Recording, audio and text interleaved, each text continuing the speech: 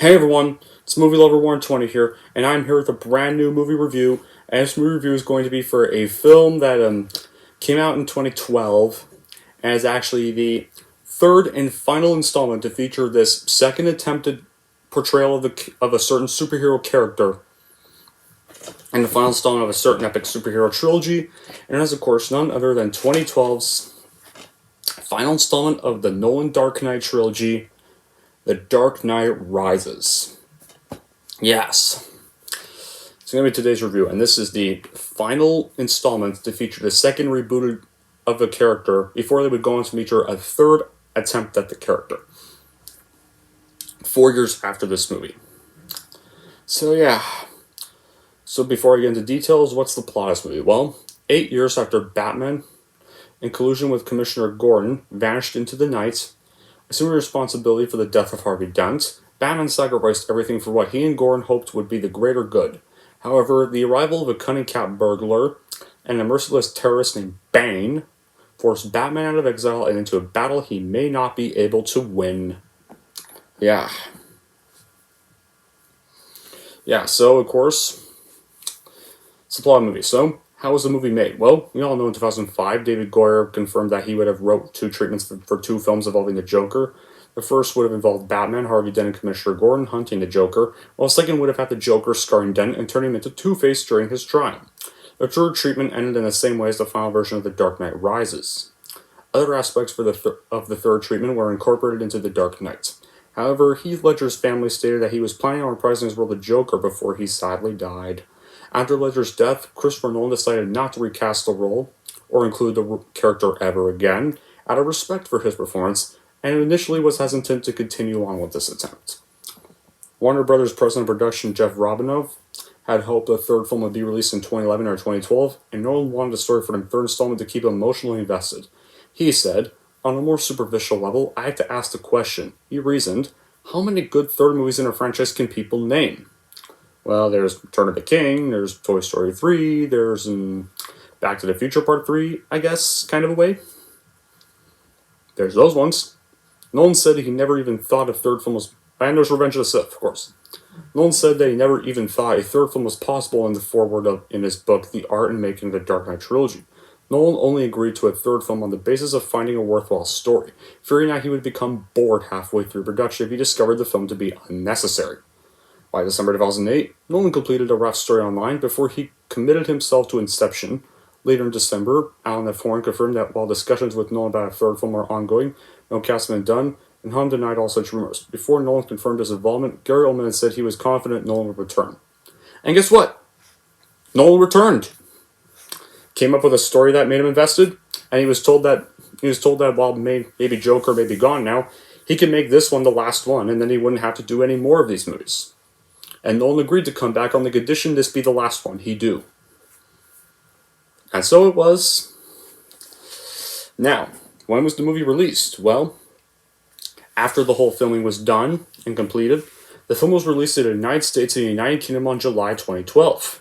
Upon release, like its two predecessors, it received positive reviews, with praise being directed towards the performances of the actors, action sequences, screenplay, direction, musical score, and emotional depth, with many critics deeming it a satisfying conclusion to the trilogy. The Conscious and Rotten Tomatoes called it ambitious, thoughtful, and potent. The film grossed over $1 billion worldwide, making it the second film in the Batman series to earn $1 billion behind The Dark Knight. Well, The Dark Knight earned that through re-releases. I remember viewing it as a Now, when it comes to my reaction, I remember first seeing this movie in theaters opening weekend on Sunday in Ultra AVX, or IMAX or whatever. And at the time, I remember viewing it as a masterpiece like the first two. When I saw this movie in theaters opening weekend around the summer before I would officially be starting high school in September 2012. But over time, movie's still good, but my positive view has gone down slightly less, and it's now been bumped to 6th place for my favorite Batman movies. And you're gonna see why. Anyway, let's start with the good qualities. Well, the good qualities are that it's a decently fine conclusion to the Dark Knight trilogy of the Batman franchise. I'm glad Christopher Nolan picked this story for the third installment, and glad he chose to end it at 3 movies. Christian Bale still did an amazing job portraying as Batman. In fact, I think this one he's kind of a bit of an improvement here compared to the first two movies. Like in Batman Begins, his Batman voice started off terrible, and then Dark Knight it got better, and in Dark Knight Rises it's done way better here. So I'm glad. So it's one of the movies where Bale actually improved his performance actually improves each movie. And I guess I can kind of let the Batman Begins one slide because Batman Begins was kind of the first installment, and he was kind of just starting off in his role as Batman in that one. And it does bring back certain connections found for Batman Begins, like it brings back the connection to Ra's al Ghul, it kind of brings back flashbacks of Liam Neeson's character, they even bring back Cillian Murphy as Scarecrow in like a cameo scene, well, not in his Scarecrow mask, just like himself as Crane really, because I'm pretty sure his Scarecrow mask got confiscated or destroyed by the police once he got arrested. And once again, much like its two predecessors, this movie still has a dark and gritty tone, although only kind of bad side is the dark and gritty tone. This one is kind of not nearly, it's a bit toned down compared to Dark Knight. I mean, still think Dark Knight was way darker than this, but this one still does have a pretty dark gritty tone. I kind of wish they just made it a bit darker though, because some parts felt a little too lighthearted compared to its predecessor, but back to the review. And now our next one is Bane. Tom Hardy's portrayal as Bane is one of the best known characters to date. Despite looking nothing like the character in the comics, Hardy did, like, in the comics, like, he's really giant and muscular and, like, and stuff, but Hardy still did an amazing job portraying Bane, and this version of him is one of the best villains in all the DC films. Like, especially compared to the dumbass Frankenstein monster that went, he was in Batman and Robin, who just growled and never spoke, which was insulting to the character because the character's supposed to talk, even with, like, the mask and serum inside him. This one actually talks, and Tom Hardy's Bane voice is really intimidating. You actually feel frightened to be, and he kind of feels like a Bane you don't want to encounter. Like, as soon as you see this version of Bane, it's always feels like you want us to start running scared shitless. If you ever saw this Bane coming near you. Granted, he's not like his comic book portrayal, but he's definitely still faithful to how he should be portrayed. And also in this one, like, he's kind of a prime protector of Talia al Ghul and the field commander of the League of Shadows. And he was pretending both strategy and physical combat, and the scenery is still amazing. I mean, I think the only problem with Tom Hardy's Bane is he gets kind of played a little dirty in the end, but I'm going to get to that part in a little bit. And like I mentioned, Ra's al Ghul does return as a cameo in the movie. Like, when Bruce is recovering from his back injury, he kind of sees, like, Ra's al Ghul, the Vision. He promised him, like, he would return, so I really like they got Liam Neeson back for a little cameo. The soundtrack that was performed by Hans Zimmer is so epic and exciting as well. It still has a bunch of awesome fight scenes. And the scene near the end of the movie where Batman uses his aerial craft, the Bat, to carry the bomb far over the bay and explodes as well-handed, even if it's done a little bit, even if it kind of gets, the emotional impact of the scene gets kind of ruined a bit later, which I'm also going to get to in a bit. And well done acting from the actors. Like I've already mentioned, Tom Hardy is an memorable incarnation of Bane. And heck, even Anne Hathaway's Catwoman also pretty good. Even though I kind of slightly prefer Michelle Pfeiffer a little better because I mean, I kind of don't really like that Catwoman's not really evil in this movie because Catwoman's kind of supposed to be a villain, and Michelle Pfeiffer like was mixed of good and bad. So I kind of think Michelle Pfeiffer's Catwoman was just slightly better because at least Pfeiffer's Catwoman was still kind of evil in the movie. So, but I still think they're both equally good. And the rest of the cast, such as Gary Oldman, Morgan Freeman, Joseph Gordon-Levi, and Michael Caine, are also still good in their roles. Superb cinematography that was well shot. Even the plane crash scene in the beginning of the movie is a highlight. And I also like that how they like showed the consequences of shutting off the whole reactor back around the middle of the Dark Knight. It's kind of showing that doing that kind of is making Wayne Enterprise start to go bankrupt as a result. And so many great quotes such as "Tell me where the trigger is, then you have permission to die," or how about like even some great iconic quotes from Bane. Like, hold on, all right, here we go. Or he's wondering, why shoot a man before throwing him off a plane? Or after he asked if his plan was to get caught, of course. Yes, crashing his plane's my next step, and with no survivors. Ah. Yeah, this is the closest thing I have to a Bane mask, so that's why.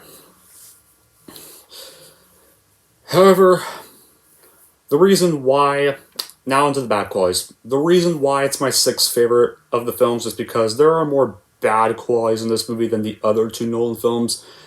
There are a lot more noticeable in this film as you rewatch it more and more, and those bad qualities would have to be, for this one, like, when Bruce escapes from the pit prison, they never explained how Bruce came back to Gotham City so quick. Either. And then, of course, another one. Now how they portrayed Bane near the end of the movie. Bane is pretty much now just bumped down to another sidekick because throughout the movie, you're meant to believe he's the main antagonist, but it turns out this other girl that probably annoyed me so much in this movie named Tate, or Talia al Ghul, is apparently somehow the main villain the whole time, even though she doesn't even seem like she sounds evil. Somehow we're supposed to believe she's the main antagonist, when she doesn't seem to act like an antagonist. And it doesn't stop, and so basically Bane's just now a sidekick again. I really wish with this movie they just kept Bane as the main antagonist and maybe had Riddler again, or Penguin again be like his sidekicks or something, instead of like some random girl named Talia al Ghul we're supposed to view as the main antagonist, and still kept Bane the main bad guy the whole way through. He's not a sidekick. He should have stayed as the main antagonist and the main antagonist alone. Or heck, even just have like Scarecrow team up with him. Like maybe make Scarecrow a big role again, now that you can't really get Joker back, so you could just like bring him back as the main character in the story. Have both him and Bane be the villains. And on to Bane's death. How Bane dies is such bullshit. I swear, God, I swear I wouldn't bring this up. Like, how he dies is basically, before he's about to kill Batman, Catwoman comes in, shoots him with Batman's bike, with no fight, or even surprise entrance, and he's just shot to the side, and that's it, and he's dead. Like, this is how you send off an intimidating character? Really? Like, that's probably one of the biggest what the fuck moments in superhero movie history. And like I said about Talia, she's annoying, has no purpose being in the film, and even her death sucks because basically how she died, before she dies, she gives this boring monologue that goes on for 4 fucking minutes, and then she just dies and that's it. And Selina Kyle, once again, Selina Kyle has a good portrayal in this film, but like I've already said, I don't agree with her being automatically a main character and not really a villain like she's kind of meant to be portrayed. In this one, she's more of an anti-hero. This one, so I kind of prefer Catwoman being a villain more than an anti-hero, really. That her being an anti-hero just doesn't really work for me. And while this movie did have a great ending, it doesn't really feel like a conclusion to the series. Instead, it feels rather like a forced sequel baiting.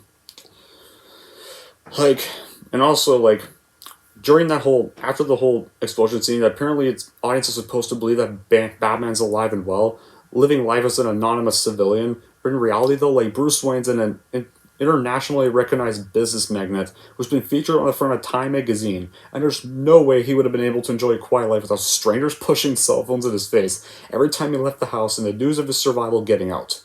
Also, I don't really like the idea of apparently being revealed that he fixed the autopilot of the ship and survived the explosion because, like I said, it really ruins the emotional impact of his death could have brought on us. Like, because I would have liked to see a whole Batman story or trilogy like actually kind of end with like Batman dying for the safety of Gotham. Like he kind of sacrificed himself for Gotham. It was kind of a beautiful sequence. I mean, this is kind of the end of this version anyway. I mean, they won't stop making Batman movies. They're just going to reboot the character in like 4 years with Ben Affleck. So what's the point of keeping this Batman alive? I mean, kind of wish they just ended with Batman dying. It would have really been a shock. It would have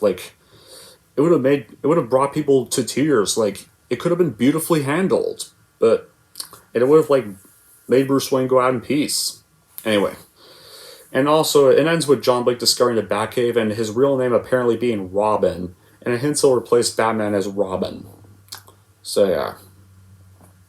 And despite that many characters from the first two films are officially returned to the grand finale, the biggest main criticism is that the Joker is neither mentioned nor referenced at all and doesn't even seem to exist anymore despite being the main antagonist of the previous film, which is quite ironic considering that Two-Face barely had an important role in the previous film and is constantly mentioned and shown in flashbacks. But this is kind of understandable because the reason why the Joker's not mentioned is because Heath Ledger's death and Christopher Nolan didn't want to recast the role and wanted out of respect for Heath Ledger's legacy and just wanted, which meant a full appearance was really impossible. But seriously, how much did it cost them to include a mention of the Joker or a quick cameo and flashback to the footage of The Dark Knight? But it's indeed, by omitting the Joker, if not because of Two-Face's death and Batman's exile because of it, one could feel the film's just more like a direct sequel towards Batman Begins rather than The Dark Knight, as it brings back the League of Shadows and the Ra's al Ghul plot after their absence in the previous film. And during one point of the film, Commander Gordon decided to send the entire police force underground at once, or they were trapped by Bane, but when the force are rescued, and they show up impeccably dressed, in great health and perfect condition, which makes their whole imprisonment just pointless. Some of them should have been, injured when they got out. I mean, they've been trapped there for, 5 months. Seriously, I don't get that. And the final bad quality, we know how this sparked the infamous Colorado shooting that happened at a screening of this film. If you want to know more about that, just look it up, because I'm not going to go into details on how that happened, because this video would have been a little too long. But, yeah, that was also a bad quality this film caused. So overall, despite being the weakest of the Nolan trilogy, Rises is still a good Batman film, and not a bad way to end the trilogy. So, I guess if you want to see, Christian Bale's Batman get a conclusion, I'd still watch it, but don't expect something like the first two entries, because they're not going to get that with this one. Anyway, that's it for my review of The Dark Knight Rises, and here's how I'm going to rank The Dark Knight Rises. I'm going to give The Dark Knight Rises an 8 out of 10. There we go. That's it for my review of The Dark Knight Rises. Let's put this DVD back. And with that wraps up. Okay. And with that, the Nolan trilogy is all done. And speaking of that, we have one more Batman movie to go. And I think you know what it is. Alright. Get out of there. Stupid Blu-ray. Alright. Yep. The last one. Yes, I'm going to review this one, guys, because it's kind of still a Batman movie, so I'm still reviewing it. Only reason I'm not reviewing Joss Whedon's Justice League is because I don't want to watch that movie again, and it's more of a, not really a Batman movie, even though it has Batman in it. And I don't ever want to watch that piece of shit again. But, yeah, this is going to be the next one, and this is going to be kind of, and if you're wondering, I can't wait to hear Movie Lover 20 rip this piece of shit apart. I can't wait for this to happen. I can't wait to slap on an absolute horseshit, and I can't wait to slap on a bad rave for this movie. That's not going to be that review, guys. So, just a little heads up. This is my Batman vs. Superman review is going to be kind of a bit controversial with the people who hate it. It's probably going to spark some angry backlash. That's all I'm going to say. But until then, that'll be it for this review. Thank you all for watching. And if you'd like to want to see more, then don't forget to subscribe to Movie Lover 120.